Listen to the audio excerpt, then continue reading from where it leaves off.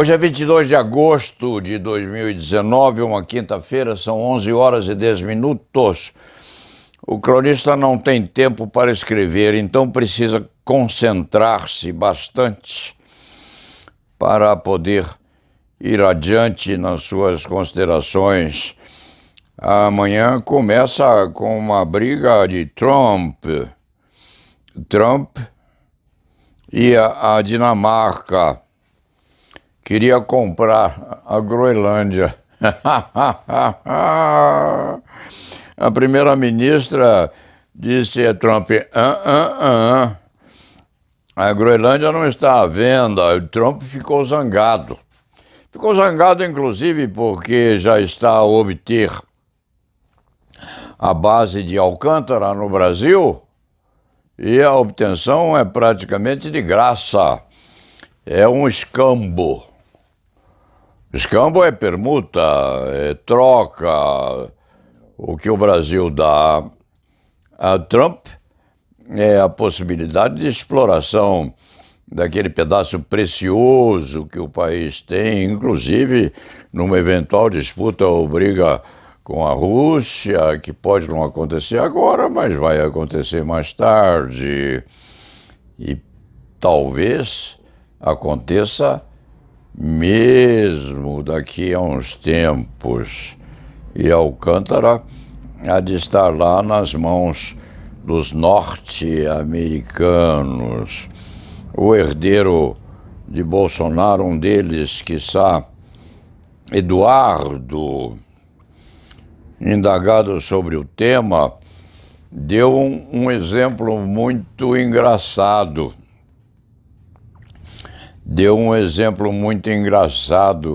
De metáfora, quiçá, bíblica. Há uma passagem em que se fala de um camelo passando por um buraco de uma agulha. E se um camelo passa por um buraco de uma agulha, é fácil a um rico entrar no reino dos céus, qualquer coisa assim. Este escriba não é vidrado nem viciado em escrituras, mas é algum pedacinho assemelhado, é uma metáfora. Então diz o Eduardo, lá no Grande Prêmio, a Ferrari fecha os seus portões e ninguém não autorizado pode entrar para ver os seus segredos. Então não há nada demais em que os Estados Unidos da América do Norte fechem a base de Alcântara a alguns curiosos que queiram ver o que há lá dentro. Sim, é fácil que um camelo passe pelo buraco de uma agulha. Sim, e é fácil também que os Estados Unidos da América do Norte permitam que alguém entre lá para ver os segredos havidos com os foguetes contendo, quiçá, as suas cânulas ou os seus episódicos pontiagudos, plenos de material nuclear mortífero. É possível. Quem pode entrar ou pode ser proibido de entrar no recinto dos motores da Ferrari, nas provas para automobilismo internacional, pode ser proibido também, sem maiores entraves, de entrar na base de Alcântara. O episódio é semelhante. Querer comparar o motor de uma Ferrari e seus segredos às mecânicas nucleares postas nas ogivas norte-americanos na base de Alcântara é realmente alguma coisa episodicamente extravagantérrima, para não se dizer maluca, porque não há a mínima relação entre uma Ferrari e um foguete espacial norte-americano. Então, Trump quis comprar a Groenlândia da Dinamarca. A ministra disse, não está à venda. E Trump vai ter a base de graça, se já não a tem, e com proibição de que qualquer brasileiro meta o nariz lá dentro. Aquilo vai ficar absolutamente vedado a qualquer inspeção nossa. Se nós deixarmos que isso aconteça, o camelo passa pelo buraco da agulha e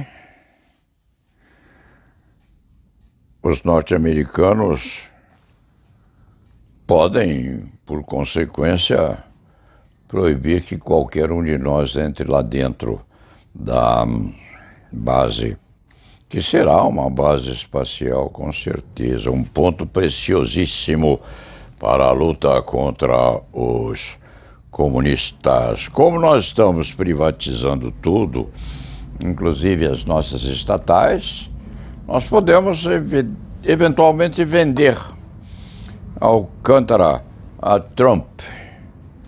Quem dá mais? E vamos desprezar o que a primeira-ministra da Dinamarca fez. A primeira-ministra disse a Trump, mas a Dinamarca não tem a pretensão, uma embaixada brasileira com um embaixador que mal completou os 32, 33, 35 anos, quiçá. Já se vê que amanhã de hoje começa bem. Ou, quiçá, começa muito mal. Trump vai ficar muito zangado se o Brasil disser como ficou muito zangado porque a Dinamarca não quis vender a Groenlândia para ele. Nós, de repente, vamos dar aquilo de graça para os Estados Unidos, mascadores de chicletes de bola. Um segundo aspecto que merece ser cuidado também neste site diz com a continuação do episódio terrível correspondente ao homicídio daquele garotão acontecido ontem, morto com 6 disparos, 2 no hemitórax, 1 no antebraço direito, outro no braço esquerdo, 1 na perna esquerda e um 6º não se dizendo onde, provavelmente na outra perna, quem sabe. Como a perna é do morto, que já foi inclusive enterrado, ninguém há de se interessar muito por isso. O que o cronista precisa dizer, deve dizer, ou o que muitos hão de estar curiosos em saber, é sobre essa estranha destinação dos ferimentos. 2 no tórax, 1 no braço direito, outro no braço esquerdo, 1 na perna esquerda, o 6º, ninguém diz onde foi, mas de qualquer forma foi perfurante. De trás para frente ou na parte anterior do corpo, saindo pelo outro lado.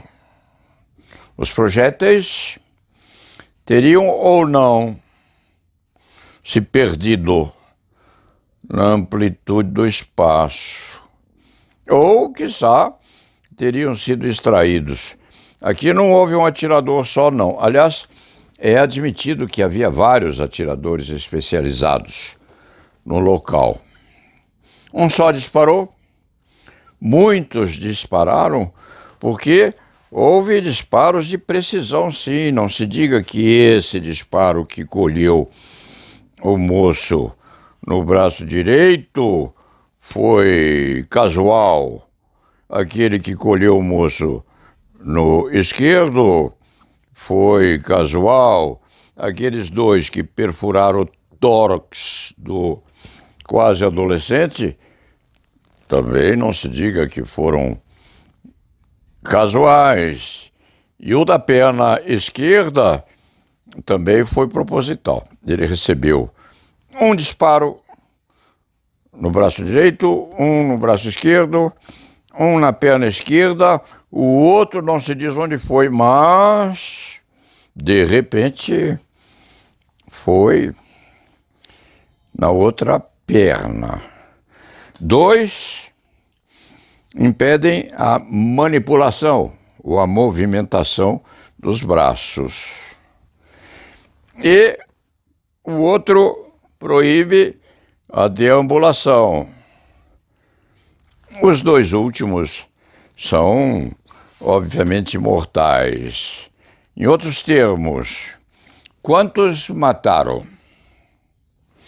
Quantos cooperaram na morte? Não se dirá que isso aí foi alguma coisa reprovável. Dir-se-á que isso foi científico, porque a notícia na Folha de ontem, uma notícia pequena, aliás,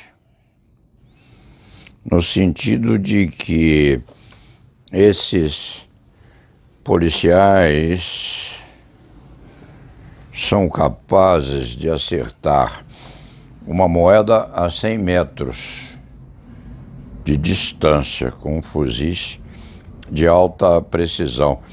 Isto não foi disparado a esmo, não. Porque um especialista dessa natureza, quando quer acertar o braço, acerta. Quando quer acertar a perna, acerta.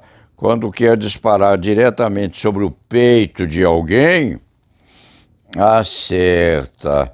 E, quiçá, os dois disparos muito próximos um do outro. Aconteceu assim porque quiseram que acontecesse. É saber, então, se essas utilizações dessa arma ou dessas armas teriam sido a consequência de vários atiradores ou de um atirador só com uma arma de repetição, é óbvio, daquelas que são postas no mercado com alto grau de restrições. O agente que disparou esses tiros, ou os agentes que dispararam tais tiros, sabiam o que estavam fazendo. Os dois disparos no peito, com certeza, foram feitos por um só. Os outros 4, sendo que não se sabe qual o destino de um sexto, os outros 4 não se sabe de quem provieram. Dir-se-á que isso é desimportante. Não, é importante sim, porque até para admitir o exercício regular de função pública, que será com quase 100% de certeza o resultado jurisdicional desse inquérito, até para se chegar a isso é preciso que haja manifestação do juiz. E, quem sabe, o término desse inquérito vai durar muito tempo, vai demorar muito tempo, porque se há de esperar que essa fumaça caia ou tenha assentamento, mesmo porque mataram no Rio de Janeiro, neste ano, 1.075 pessoas. 1.075. De janeiro a julho de 2019, 1.075 pessoas foram mortas pelo Estado no Rio de Janeiro. Um a mais, um a menos, não faz diferença. E por último, é preciso dizer que esse moço tresloucado, os psicólogos que assessoraram os matadores afirmaram que ele tinha sinais de psicose ou coisa semelhada e estava com um comportamento muito instável. É evidente que alguém que tem uma pistola, não se sabendo se ela tira ou não, mas um líquido inflamável na outra mão, com 39 pessoas dentro de um ônibus algemadas, é evidente que esse alguém é psicólogo. Psicólogo não, é psicótico. Não é preciso ser especialista para saber que a criatura é tresloucada e precisar consultar um psicólogo para se saber se esse desequilibrado é ou não é instável. Qualquer avózinha sabe que o homem é psicopata e que não há psicopata estável, ou há estável no cometimento de homicídios reiterados, estável em almoçar e jantar, estável em ter comportamento extravagante. Isso não é preciso debitar a autorização ao homicídio, debitar ou creditar aos psicólogos, que hão de dizer: eu não autorizei a matar ninguém. No meio disso aí é saber quem vai carregar para o futuro a autoria desse homicídio. Justificável, mas matar alguém é sempre alguma atividade anômala, mesmo para um especialista em mortos. Antigamente, lá pelos idos da Revolução Francesa, o carrasco andava com um gibão vermelho pelas feiras livres e poderia carregar para casa tudo aquilo que coubesse em suas mãos ou em seus braços e dormir embaixo da forca. Hoje é preciso, inclusive, que o homicida passe por um tratamento psicológico, quem sabe, seja convencido de que agiu em nome da lei, em nome do pai, em nome da legalidade, com o moço tresloucado, doido sim, com uma pistola falsa nas mãos, olhando para a polícia ou não, de frente ou de costas. Só os parentes que estavam nas proximidades podem dizer. E quando especialistas matam alguém que está com parentes a poucos metros de distância, quando eles matam alguém com 6 disparos, sendo 2 nos membros inferiores, 2 nos membros superiores e com a transfixão do tórax, da frente para trás ou de trás para frente, não se sabe bem, e quiçá não se saberá, porque isso há de chegar à polícia e há de ficar nos gavetões até que as coisas se acalmem. Enfim, a morte foi necessária, exercício regular de função pública.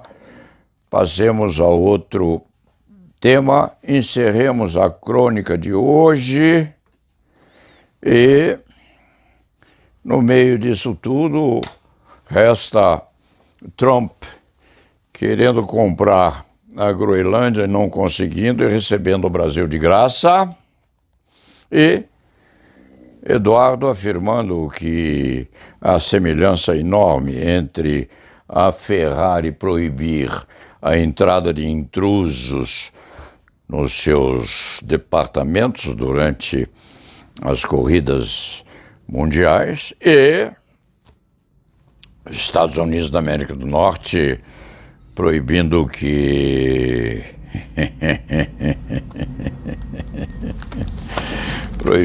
brasileiros entrem lá a ver o que há nas ogivas nucleares dos nossos foguetes anti-comunismo, numa expectativa de conflito que pode acontecer ou não daqui a uns 20 anos com a Rússia.